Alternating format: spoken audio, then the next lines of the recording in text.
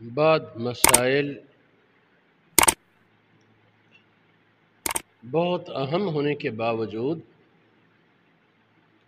عام لوگوں کی توجہ سے غائب ہوتے ہیں۔ عوام تو عوام، بسا اوقات بہت سے علماء کی توجہ ان مسائل کی طرف نہیں ہوتی۔ مجھے پچھلے دنوں ایک عالم دین کے بارے پتہ چلا کہ انہوں نے یہ کام کیا۔ اب وہ فوت ہو چکے تھے۔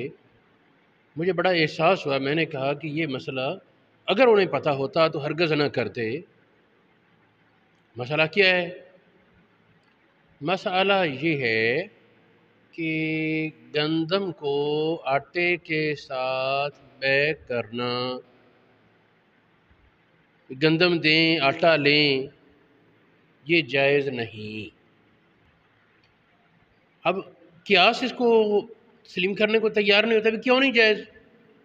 جب گندم کے بدلے گندم جائز ہے، آٹے کے بدلے آٹا جائز ہے، تو گندم کے بدلے آٹا کیوں نہیں جائز؟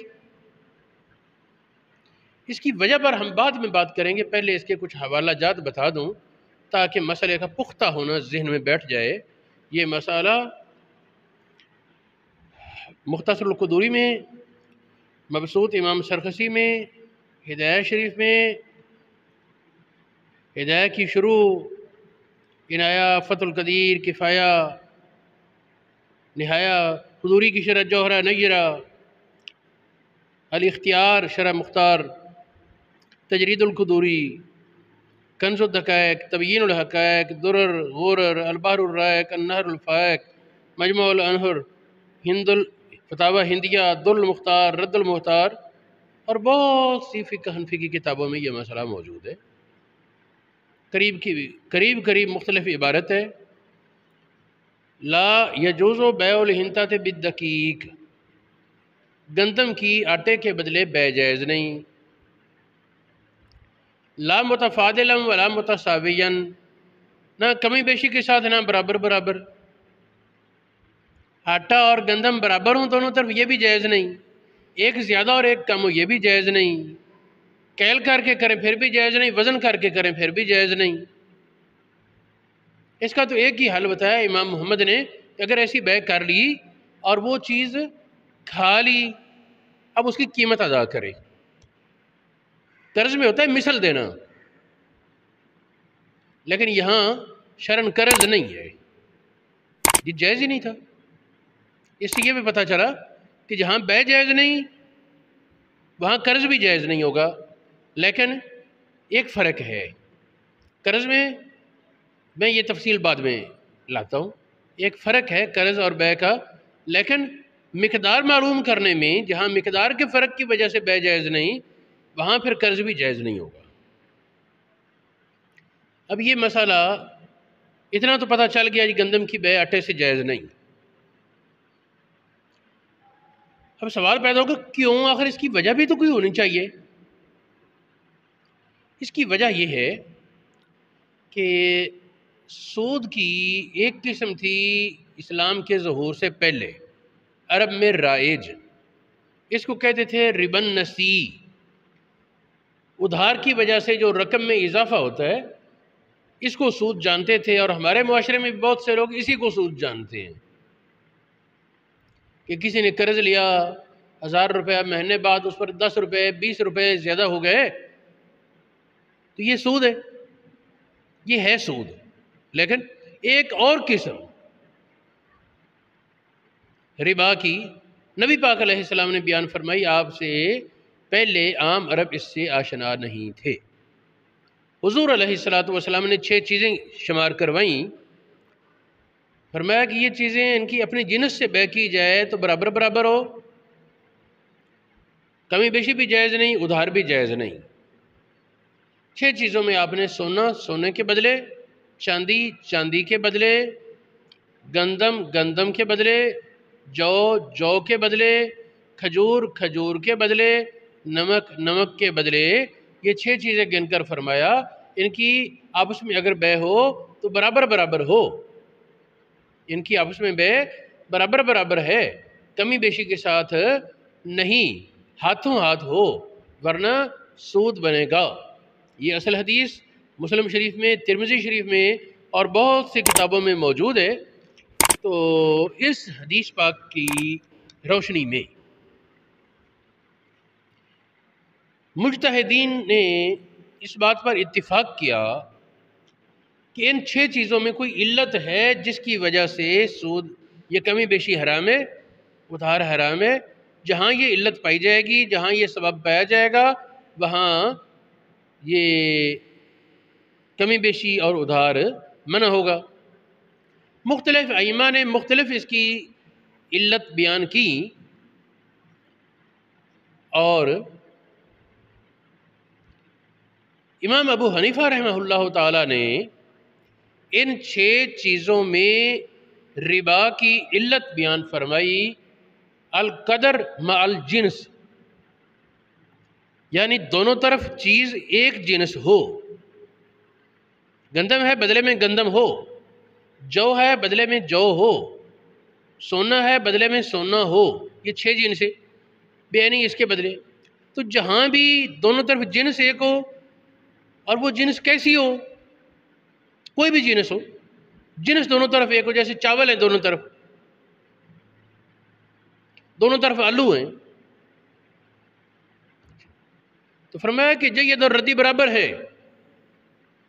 اگر چاول کی چاول سے بیع کرنی ہے، چاول کی چاول سے بیع کرنی ہے، تو یہ جو دیسی اور خوشبو والے چاول ہوتے ہیں، حالانکہ ریٹ میں تو آدھے سے زیادہ فرق آ جاتا ہے، لیکن اگر چاول کی چاول سے بیع کرے گا تو برابر، ورنہ سود بن جائے گا۔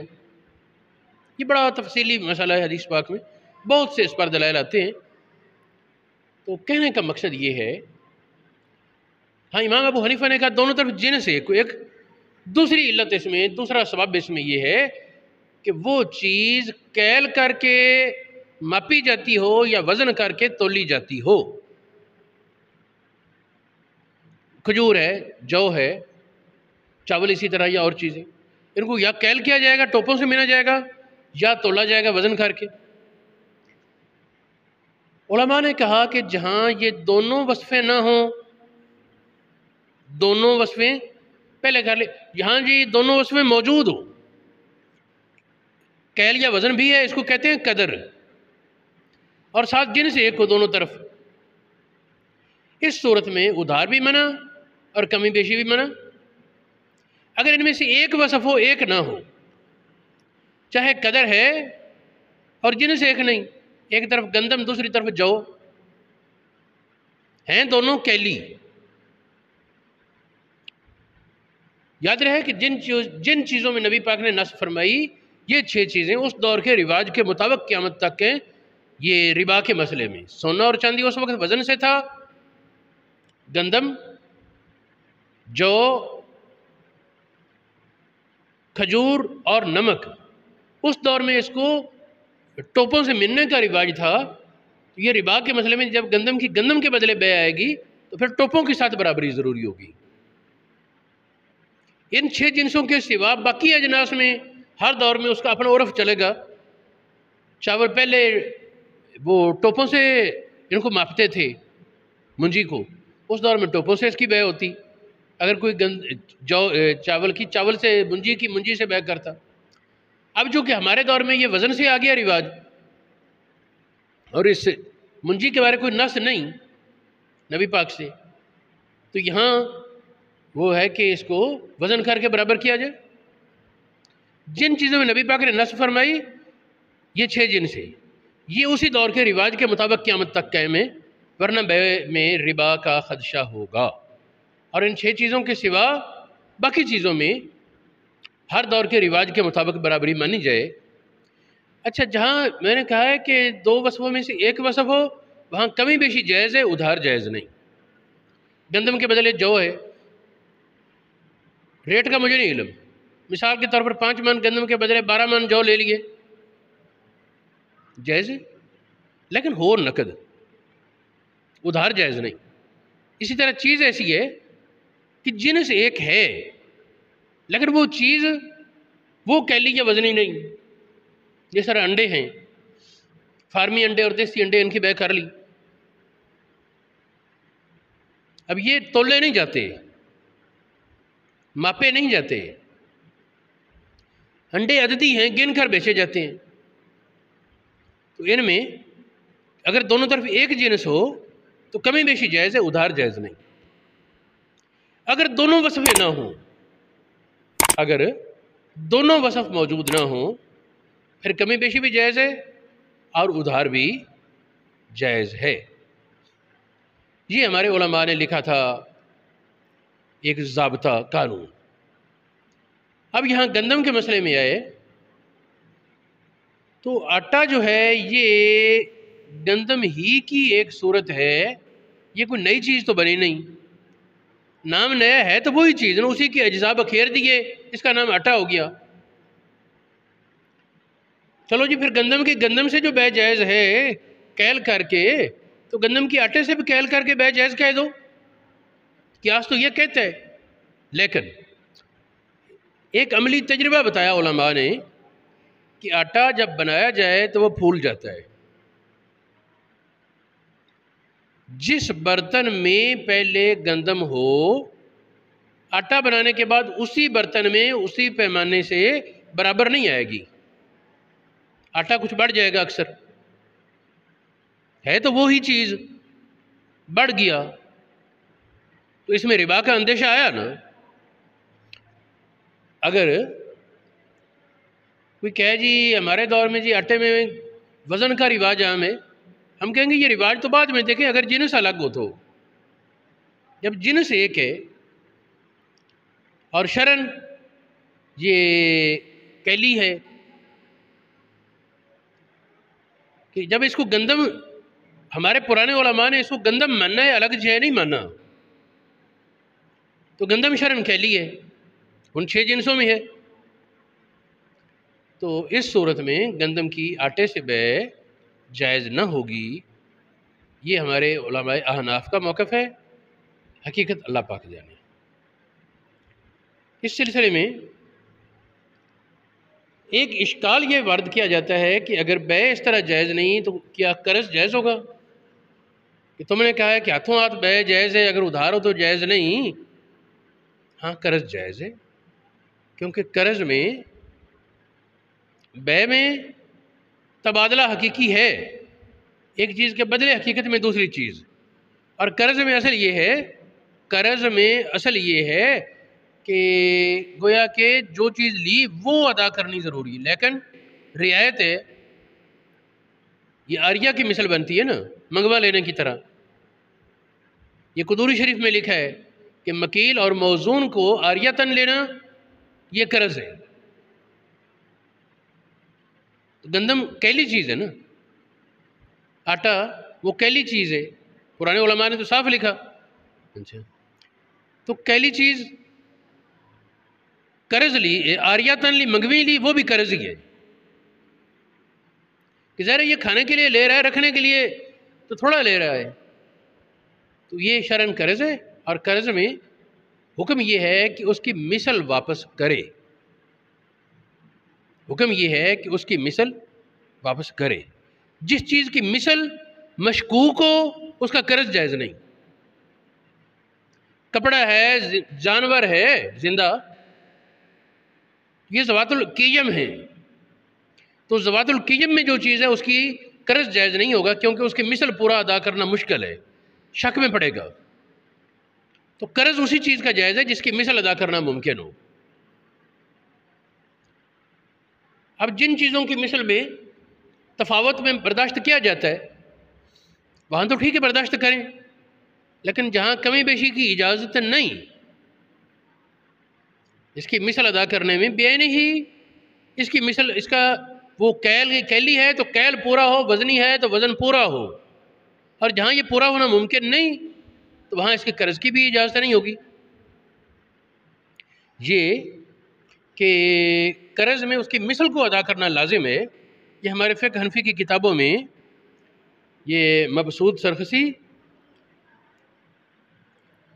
تجرید القدوری، بدائع ثنائے، تحفۃ الفقہاء، محیط برہانی،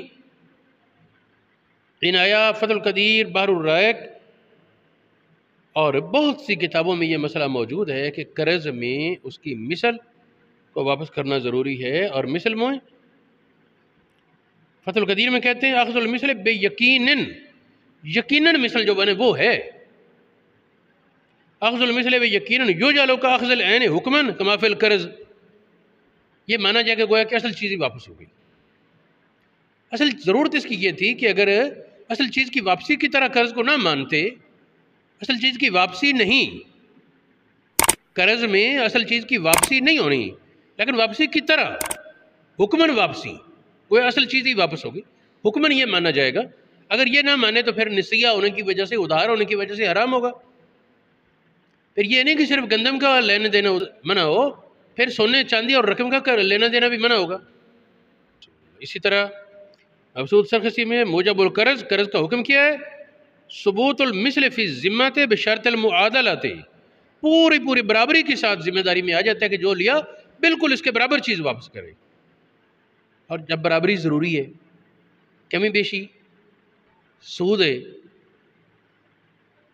تو جس طرح گندم کی آٹے سے بے نقد میں جائز نہیں، اسی طرح گندم کی آٹے سے قرض، گندم دے آٹا لے یا آٹا دے گندم لے، یہ بھی جائز نہیں ہوگا۔